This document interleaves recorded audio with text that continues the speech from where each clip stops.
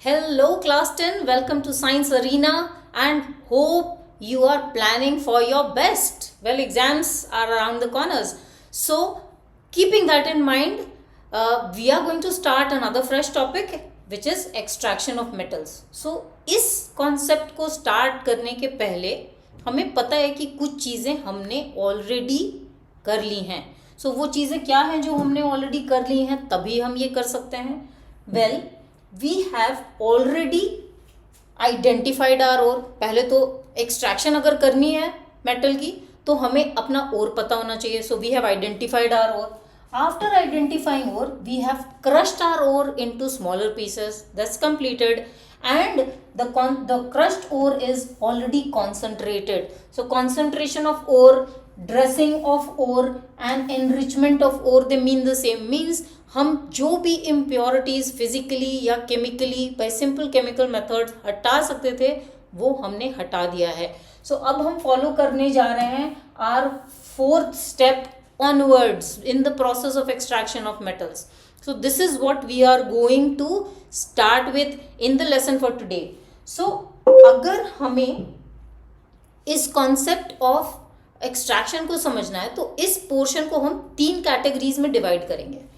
So if you can just go back to the reactivity series of metals, there are metals which are very reactive, there are metals which are moderately reactive, there are metals which are low in the reactivity series. So जब हम high reactive metals की बात करते हैं, from potassium down to aluminium are considered as high reactive metals in the process of extraction. Then we would be sticking with the zinc extraction. Zinc का extraction हम करेंगे as a moderately reactive metal. And finally according to our curriculum, we will not budge from the curriculum, we would be understanding the extraction of copper and mercury as low reactive metals. So पहला कदम लेते हैं towards extraction of highly reactive metals. So extraction of highly reactive metals में we will take up the example of sodium being extracted from its ore. और कौन सा है sodium का? Well, rock salt. Rock salt क्या होता है? Sodium chloride. ठीक है. सो सोडियम क्लोराइड से हम एक्सट्रैक्ट करेंगे सोडियम. अब इनको हमने 3 कैटेगरीज में क्यों बांटा? बिकॉज इनका एक्सट्रैक्शन मेथड अलग है. So let us begin with high reactive metal sodium. So sodium is getting extracted from its ore which is called rock salt by the electrolytic method. अब ये इलेक्ट्रोलिटिक मेथड सुनते ही कुछ घंटी बज रही है. We are using the concept of electrolysis. Electrolysis हमने class 9 में पढ़ा हुआ है तो बेसिक आइडिया आपको है. But let us just very quickly understand ये इलेक्ट्रोलिटिक मेथड ऑफ एक्सट्रैक्शन में हो क्या रहा है. सो जब भी हम किसी इलेक्ट्रोलिसिस मेथड की बात करते हैं, इलेक्ट्रोलिटिक मेथड की बात करते हैं, we immediately think of an electrolytic cell, electrolytic bath. All right, electrolytic bath क्या होता है मैम? हम तो भूल चुके हैं, कोई बात नहीं, हम वापस से रिवाइज करेंगे. सो एन इलेक्ट्रोलिटिक बाथ के लिए हमने सेटअप किया अ ट्रफ. ठीक है, सिंपल इलेक्ट्रोलिटिक बाथ बनाते हैं. So electrolytic bath will contain 3 things, right, which is a trough containing electrolyte. तो इसको हमने फिल कर दिया है इलेक्ट्रोलाइट से. पहली चीज. दूसरी चीज क्या है भाई? अगर इलेक्ट्रोलिटिक मेथड है तो हमें करंट सोर्स चाहिए होगा. करंट सोर्स चाहिए होगा मतलब हमारे पास एक बैटरी होनी चाहिए. ऑल राइट, अगर बैटरी है तो करंट बनेगा. अब ये current flow positive to negative करेगा. अब ये कैसे कंडक्ट होगा? Through the electrolyte. वेल, हमें कंडक्टिंग रॉड्स चाहिए. सो हमें चाहिए 2 electrodes, first electrode and the second electrode. जो इलेक्ट्रोड क्या हो गया? Electrodes are conducting rods through which the current flows into the electrolyte and out of the electrolyte. So अगर हमारा पॉजिटिव टर्मिनल इस इलेक्ट्रोड से कनेक्टेड है, it creates the anode. So anode connects to the positive terminal of the battery and the cathode connects to the negative terminal of the battery. So anode और cathode मिला के क्या बन गए हमारे 2 इलेक्ट्रोड्स. अब ये रही हमारी बैटरी जो हमें प्रोवाइड कर रही है necessary current. So the current enters the electrolyte through the anode and leaves the electrolyte through the cathode. So हमारा circuit complete हो गया. Now in this process of current flow, the electrolyte is broken down or split up or it decomposes into ions, right? अब ये ions जो हैं they are going to conduct to the corresponding electrodes. अब देखते हैं ये कैसे work करता है. So moving back to what we have, all right, वापस से आ जाते हैं. So this is our electrolytic bath जहां हम एक्सट्रैक्ट करने वाले हैं sodium using the ore sodium chloride.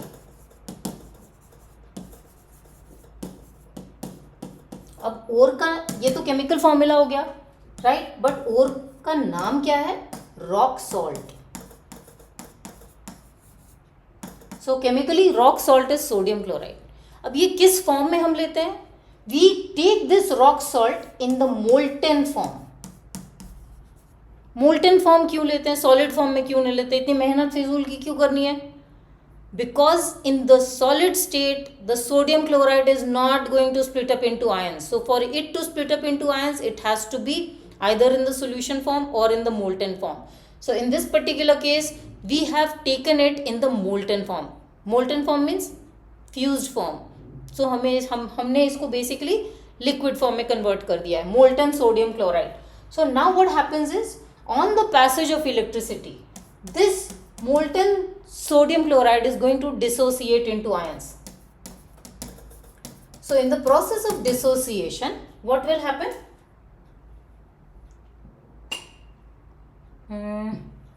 This sodium chloride is going to split up into positive sodium ions and negative chloride ions. अब ये ions तो बन गए. अब ये ions they will migrate to the corresponding electrodes. We know that unlike charges attract, like charges repel. So ये जो positive sodium ion है it will be attracted by the negative electrode. So positive sodium ions will migrate to the negative electrode and the negative ions will migrate to the positive electrode. Unlike charges attract. So यहाँ पे क्या हो गया? Post dissociation happens migration of the positive and the negative ions to the corresponding electrodes. So anode पे और cathode पे. Anode पे कौन सा आयन माइग्रेट किया? वेल पॉजिटिव था तो इस पे नेगेटिव क्लोरीन आ गया, chloride ion. And cathode is a negative electrode so इस पे पॉजिटिव आयंस आ गए. So sodium ions move to the cathode. अब ये मूव तो कर गए अपने करस्पॉन्डिंग इलेक्ट्रोड से. अब क्या होगा? अब ये आयंस जो हैं पॉजिटिव एंड नेगेटिव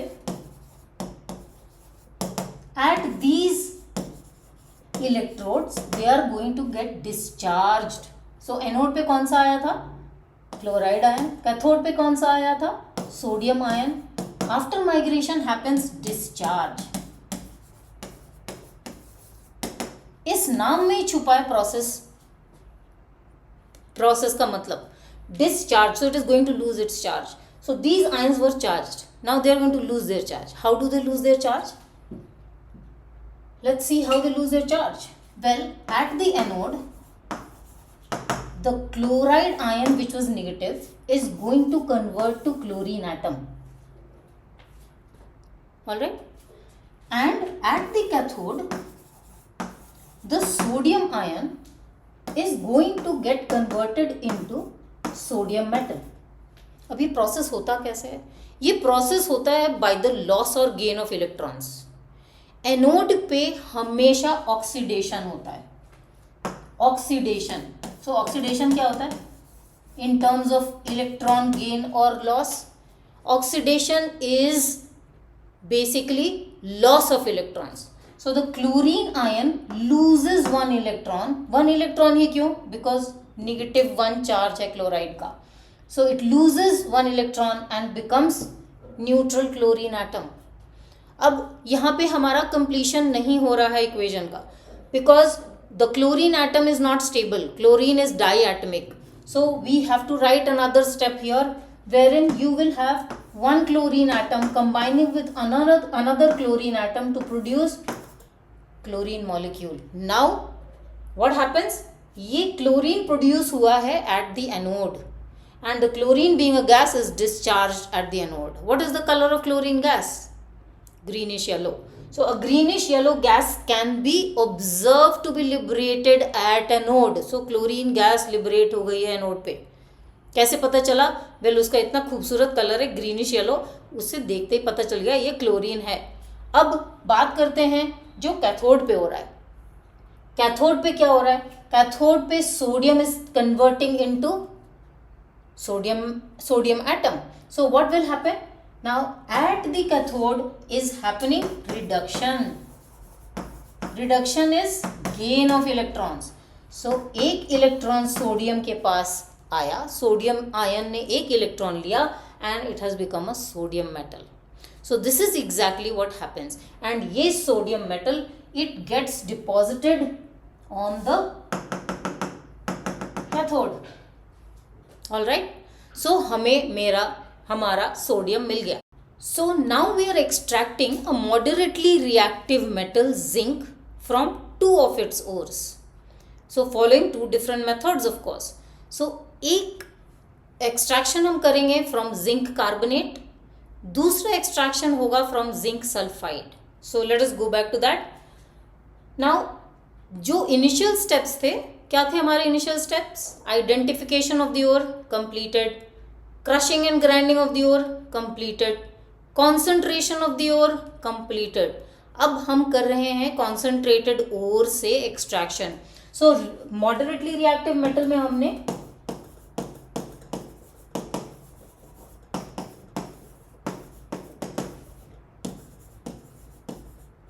जिंक को कंसिडर किया है, राइट, जिसे हम एक्सट्रैक्ट करेंगे दो डिफरेंट टाइप्स ऑफ ओर से. सो पहला ore is the carbonate ore, दूसरा is the sulphide ore. Okay, जब हमें जिंक कार्बोनेट हमारा ओर होता है, well it is called, the ore has been called zinc calamine.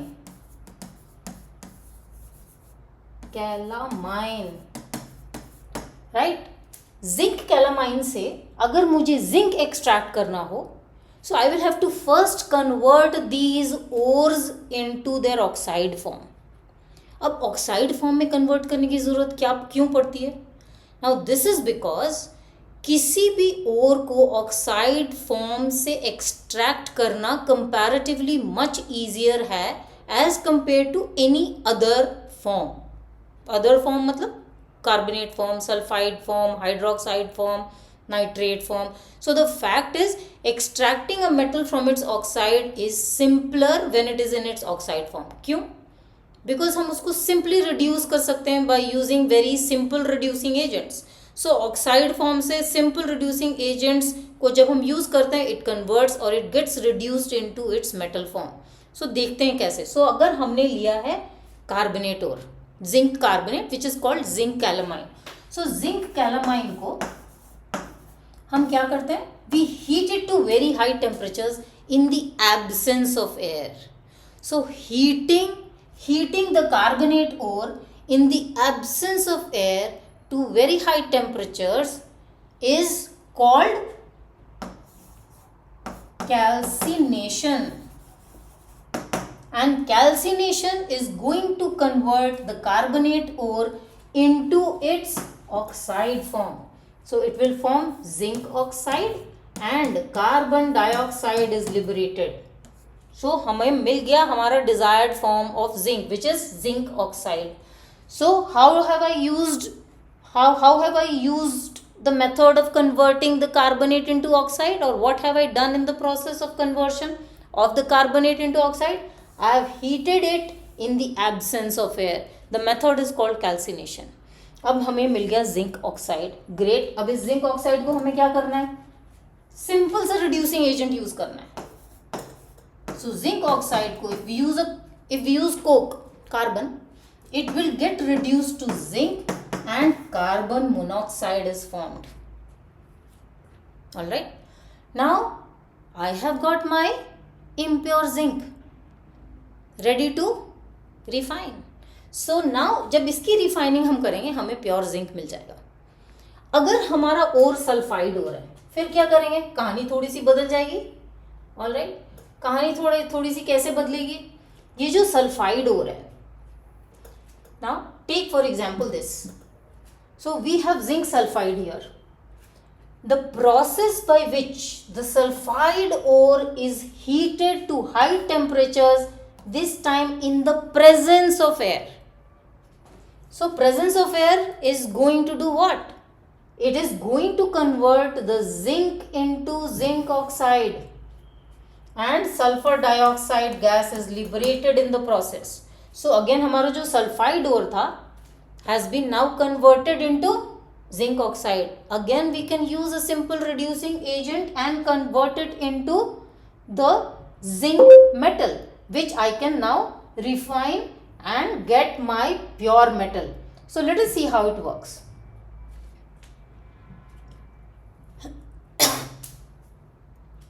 So zinc sulfide ore is called zinc blende. Zinc BLENDE. Okay, zinc blende. Now the zinc blende is in the presence of air heated to very high temperatures. This process is called roasting. So heating of the ore to very high temperatures, this time in the presence of air, is called roasting. So through the method of roasting, we convert the sulfide ore into oxide form and of course sulfur dioxide gas is liberated. अब हमारे पास बच गया हमारा desired oxide form. अब इस desired oxide form of metal को हम simple reducing agent से रिड्यूस करके ऑब्टेन करेंगे अपना zinc metal. So zinc metal हमें मिल गया. All right. और ये कंप्लीट हो गया हमारा extraction of moderately reactive metals. अब इससे भी सिंपलर है extraction of low reactive metals, less reactive metals, least reactive metals, जो भी बुला लो. All right. So let us see how it works. All right. So here considering an example of extraction of mercury from its ore cinnabar. So cinnabar का formula क्या है?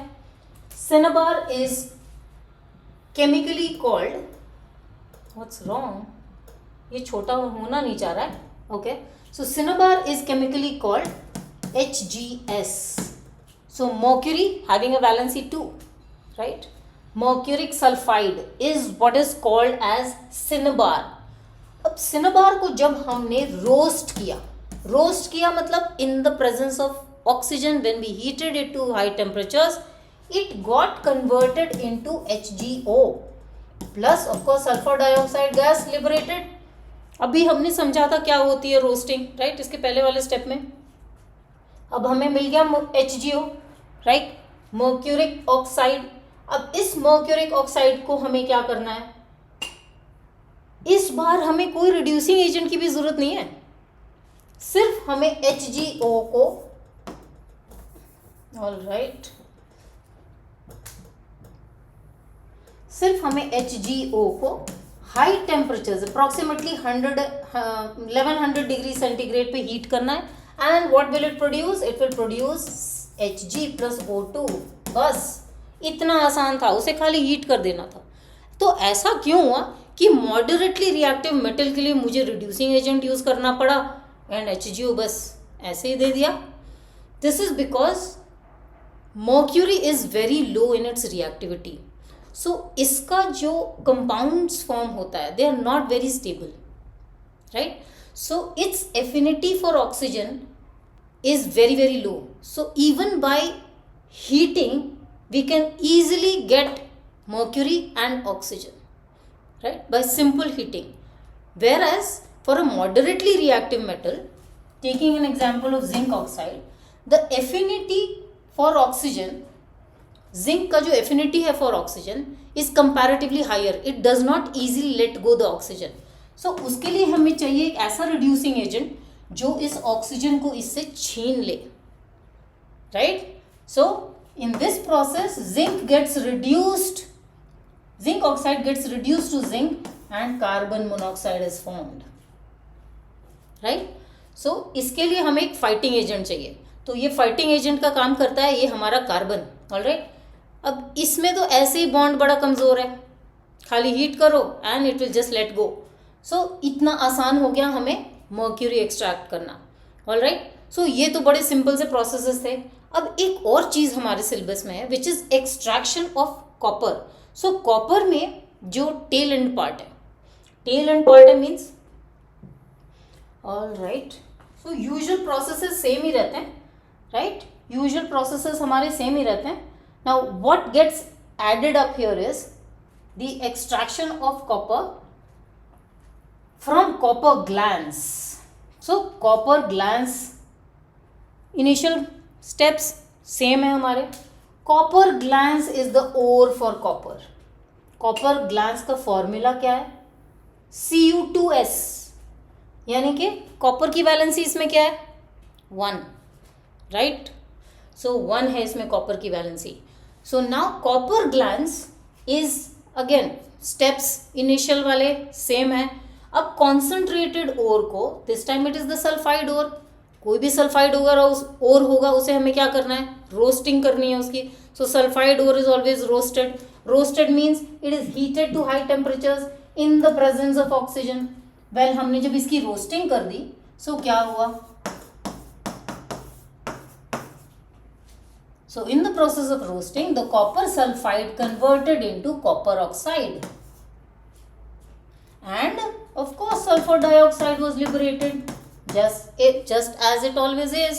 अब ये copper oxide जब form होने लगा एंड ये reaction partially covered हुआ था, that means there was partial conversion of copper sulphide to copper oxide. फिर हमें रोस्टिंग का प्रोसेस रोक देना है। That means after sufficient amount of copper oxide has been formed, the process of roasting, that means the supply of oxygen is stopped. So what will happen? I still have some copper sulfide जो uncombined form में और unconverted form में. So the remaining copper sulfide will now react with the copper oxide already formed, और ये बाकी भी बाकी का भी जो copper sulfide है, it will get converted into copper and sulfur dioxide will be liberated. ये बोर्ड एग्जाम में आ चुका है, जहां you had the first part about writing these equations, that means deriving copper from copper glands followed by purification of copper, जो अब हम करने वाले हैं। So हमने क्या किया? It was very different from whatever we have done previously. So copper again low reactive metal है, जिसका एक्सट्रैक्शन हम उसके सल्फाइड ओर से करते हैं, जहां इन the process of roasting partial conversion हुई रहती है, रोस्टिंग हम बंद कर देते हैं एंड जो ऑलरेडी कन्वर्टेड फॉर्म है, दैट मीन्स कॉपर ऑक्साइड जो ऑलरेडी फॉर्म हो चुका है, now that is going to react with the remaining copper sulphide and converted into copper. Yes, so now अब ये जो कॉपर हमें मिला है, of course it is impure, और इसकी अब हम रिफाइनिंग करेंगे। रिफाइनिंग ऑफ कॉपर मुझे बड़ा इंटरेस्टिंग लगता है। ओके, सो लेट्स सी कैसे होती है रिफाइनिंग। तो रिफाइनिंग कैसे करनी है? इलेक्ट्रोलिटिक प्रोसेस है। Electrolytic process utilises electrolysis, means electricity का यूज करेंगे हम to purify the impure copper. So इसमें हमें क्या क्या आना चाहिए? हम एनोड क्या लेते हैं, हम कैथोड क्या लेते हैं, हम इलेक्ट्रोलाइट क्या लेते हैं, और इनके स्टेप्स ऑफ रिएक्शन क्या होते हैं। सो बेसिकली आयनिक इक्वेशंस। सो इसे हम पढ़ेंगे ना। कॉपर एक मेटल है, सो व्हेनेवर वो आयनिक फॉर्म में कन्वर्ट होगा वो हमेशा पॉजिटिव आयन बनाएगा, और पॉजिटिव आयन कहाँ माइग्रेट करता है? कैथोड पे, राइट। सो जो भी हम कॉपर क्रिएट करें इन the process of purification, impure copper से जो प्योर कॉपर बनेगा वो हमेशा कैथोड की तरफ जाएगा। क्यों? बिकॉज कॉपर आयंस हमेशा पॉजिटिव होते हैं and they will certainly move towards the negative electrode cathode. So अगर हम इलेक्ट्रोलाइट ना चॉइस ऑफ पहले हम चॉइस ऑफ इलेक्ट्रोलाइट की बात करते हैं। सो इलेक्ट्रोलाइट हमेशा salt solution of the metal to be refined होगा। So if we are refining copper, salt solution of copper होगा। सो द सॉल्ट सॉल्यूशन, अगर हम निकल को रिफाइन कर रहे हैं सॉल्ट सॉल्यूशन ऑफ निकल होगा, अगर हम सिल्वर को रिफाइन कर रहे हैं सॉल्ट सॉल्यूशन ऑफ सिल्वर होगा। So because we are refining copper, हमने जो इलेक्ट्रोलाइट लिया है वो हमने लिया है salt solution of copper, in this particular case copper sulphate, और उसमें हमने थोड़ा सा सल्फ्यूरिक एसिड ऐड कर दिया है। क्यों ऐड कर दिया है? ताकि कॉपर की कंडक्टिविटी एनहांस हो जाए। ऑल राइट, सो ये तो हमारे इलेक्ट्रोलाइट की बात हो गई। अब एनोड कौन सा होगा? एनोड होगा इम्प्योर कॉपर ब्लॉक। जो हमें मेटल ब्लॉक को रिफाइन करना है, इम्प्योर मेटल ब्लॉक को रिफाइन करना है, वो बनेगा एनोड। और कैथोड बनेगा thin strip of pure copper metal. So अगर हम सिल्वर को रिफाइन कर रहे हैं तो thin silver which is pure. So because we are refining copper, ये जो हमारा कैथोड है is of pure copper strip. Pure copper strip को अब हमने क्या किया, इसे हमने नेगेटिव टर्मिनल से कनेक्ट कर दिया, तो वो बन गया हमारा कैथोड। अब इन द प्रोसेस ऑफ रिफाइनिंग, ये जो इम्प्योर कॉपर है, जो इम्प्योर कॉपर है एट एनोड, ये कॉपर आयन बनके, ये कॉपर आयन बनके इलेक्ट्रोलाइट में घुस जाएगा। सो कैसे कॉपर आयन बनेगा? So for the copper two convert into copper ion, because इसमें तो इम्प्योरिटी भी बहुत है, इम्प्योरिटी पीछे छूट जानी चाहिए, सिर्फ pure copper should go and deposit eight the cathode. So copper getting converted into copper ion, so positive हो गया। Positive is, so when neutral becomes positive means it is, anode पे ऑक्सीडेशन होता है, लॉस ऑफ इलेक्ट्रॉन्स, 2 इलेक्ट्रॉन्स। क्यों? Because copper has a 2+ charge. Well oxidation हो गया anode पे। Cathode पे क्या हुआ? नाउ जो हमारा इलेक्ट्रोलाइट भी स्प्लिट हुआ, so dissociation of the electrolyte also has been happening. So जब हमने इलेक्ट्रिसिटी पास की, सो ये जब इलेक्ट्रिसिटी कॉपर सल्फेट के अक्रॉस गई, ये कॉपर सल्फेट भी स्प्लिट हो गया Cu2+ ions and sulphate ions में। सो 2 जगह से हमें कॉपर आयंस मिल रहे हैं, एक तो इम्प्योर कॉपर ब्लॉक से मिल रहा है और दूसरा इलेक्ट्रोलाइट से मिल रहा है। सो यहाँ से भी कॉपर आयंस निकल के इलेक्ट्रोलाइट में आए एंड इलेक्ट्रोलाइट से भी कॉपर आयंस हमें मिल रहे हैं इन the process of dissociation. And ये सारे कॉपर आयंस कहाँ जा रहे हैं? Towards cathode. क्यों कैथोड की तरफ जा रहे हैं? Because positive is attracted by the negative electrode, so वो सब कैथोड पे जा रहे हैं। अब कैथोड पे क्या होगा? डिस्चार्ज होगा। All right, so this is what happens in the process of, so ये हो गया डिसोसिएशन। अब ये सारे कॉपर आयंस कैथोड पे जाएंगे, सारे मीन्स इम्प्योर ब्लॉक से और इलेक्ट्रोलाइट से, एंड ये बन जाएंगे कॉपर मेटल और डिपॉजिट हो जाएंगे प्योर कॉपर स्ट्रिप पे। ऑल राइट, सो ये जो कॉपर आयंस हैं, ये कॉपर बन के कैथोड पे डिपॉजिट हो गए एंड कैथोड पे क्या हो रहा है? Reduction. Reduction is gain of electrons, 2 electrons gain हुए एंड कॉपर बन गया। 2 क्यों? बिकॉज कॉपर की वैलेंसी 2+ आयंस हैं, ये 2+ आयंस के लिए डिस्चार्ज के लिए 2 इलेक्ट्रॉन्स चाहिए, सो वो कॉपर बन गया, right. So these are my ionic equation. This will be my first equation जहाँ डिसोसिएशन हो रहा है of electrolyte. This will be my second equation जहाँ एनोड पे एनोड पे copper gets converted into copper ions. Third step cathode पे the copper ion gets converted into copper, the whole of copper ions will now be at the cathode. So इसमें observations बड़े important है। So what all do we observe? Observation क्या होता है? Something which has to do with our sense organs. देख सकते हैं, smell कर सकते हैं, टच फील कर सकते हैं। अब बारी आती है ऑब्जर्वेशन लिखने की। सो हमने क्या ऑब्जर्व किया? ये जो इम्प्योर कॉपर ब्लॉक था, it is gradually getting degraded over a period of time. इसमें से सारी प्योरिटी निकल के इस पर डिपॉजिट हो रही है। So there is a decrease in mass of the cathode, right, anode, decrease in mass of the anode because it is degenerating, right, disintegrating, and you will see a corresponding increase in mass at the cathode because उस पे pure copper deposit हो रहा है, right. Now this is what happens. There is yet another observation which we can see. The deposition of what we call as anode mud at the bottom of anode is seen. अब ये जो होता है anode mud, it is basically the impurity which is present, the insoluble impurity which is present in the impure copper.